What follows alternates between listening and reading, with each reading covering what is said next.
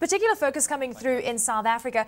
We keep talking about some of the problems that we see on the ground with regards to policy implementation and the fact that competition is increasing quite substantially. Give us a snapshot with regards to what foreign investors actually view as opportunity here in South Africa. As I mentioned, some of those industries are seen as growth areas.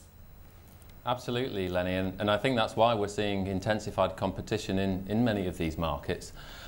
We take the energy sector just as a critical example. The South African reserve margin in the power space is only at 6%, and the global recommended margin is about 15%. So we're already seeing huge investments going into new power stations.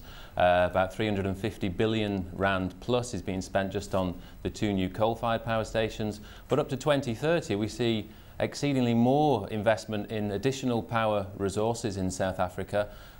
Within nuclear, we think we can double the investment up to probably about R1 trillion in total. And then we've got the private sector investments in renewables, which we would anticipate will constitute about 22% of the energy sector's installed generating capacity by 2030. So huge opportunities, not just for the actual power equipment and service providers themselves, but all of the companies who can supply within the supply chain, automation manufacturers, instrumentation firms, logistics firms, and so on, all the important players that make up the supply chain. Okay, well, Phil, I mean, you're talking about the supply chain at this point in time, and you're speaking of intensive investment within the energy sector, but do you see the private sector actually starting to have a bigger role to play with regards to the distribution of electricity as opposed to just being involved in the supply chain? Yeah, absolutely. I mean, the private sector has to be involved because, I mean, essentially the private sector, they manufacture and distribute the equipment itself. So in terms of investment, we certainly see a lot of investment in new generating capacity, which on a private level, with increasing power prices in South Africa, despite the bad taste that it leaves in many people's mouths, it also opens opportunities for private power investors who will not just be producing the generating capacity, but also be investing heavily in transmission and distribution infrastructure for their own consumption, and in the future when PPAs and regulation is in place, that will be able to facilitate into the national grid also. With regards to ICT, let's touch on that for now. We know that competition is heating up quite extensively. The elements are changing quite substantially, not only in South Africa, but on the rest of the African continents as well. Competition is heating up, but regulation is still a problem. We're still waiting for high-speed internet, for example, here in South Africa. Demand is also increasing substantially, but we also need to make headway with regards to, for example, the likes of local loop unbundling. It seems that regulation is in a way a hindrance to actual growth in the ICT sector as a whole. It is indeed, but I don't think it should detract from the overall opportunity in the sector. You know, the spend which is becoming available, just personal spend in the continent, is increasing rapidly, and I think we've got to overcome these regulatory issues quickly to make sure that the sector overall can benefit from the demand that is rising within the space. Which areas are you foreseeing intensive growth within ICT? Give us an indication of where you're starting to see a lot of interest.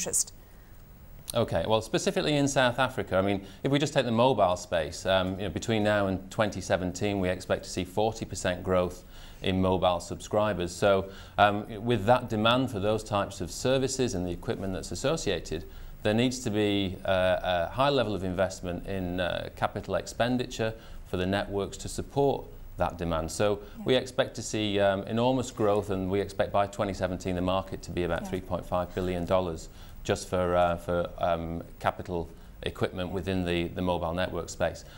Within IT services, we see huge demand also, growth of about 10 or 11% a year between now and 2017, and that's for services such as infrastructure management services, data centers, web hosting, network security services. And I think there's been a lot of talk in previous years and a lot of action in South Africa around business process outsourcing and contact centres. We see that also being invested in heavily around the continent in countries like Kenya, Mauritius and Egypt. but particularly in South Africa, we can see demand for these types of services increasing threefold up to 2017, and that will be primarily driven through Gauteng, the Western Cape and KwaZulu-Natal. Touching on mining and minerals, you also see quite a bit of growth and, of course, opportunities within the sector. It's a more mature sector in South Africa. Are you seeing the opportunities coming to the fore in terms of acquisitions, perhaps M&A activity? What kind of opportunity do you foresee here? Well, really, I mean, the demand within that space we see coming from Asian demand for commodities, but also increased commodity prices is pushing up investments within the mining space in terms of new mines and upgrades. So we expect to see that continue into the future. And the opportunities aren't just for the mining companies themselves, but for all companies supplying into the mining industry. And I'm sure as more companies enter the market, that there'll be a degree of consolidation and many more opportunities for M&A activity. Interesting, Phil, that within all these sectors that we mentioned, we know that we've got regulation pending in some form of or heated debate on nationalisation, for example. Do you think that could be a hindrance to a lot of the growth and opportunity that are found within the sectors that we've just discussed? I think it can, yeah, and it's no surprise that we see increased regulation coming through. If we look at any country around the world where they've experienced high levels of growth and increases in inward investment, the regulation tends to follow that. China is a very good example of where the regulatory environment in many of these industries has increased intensely, and you know, although it's a challenge, it's something that the industries absolutely need to overcome to catalyse growth within those sectors.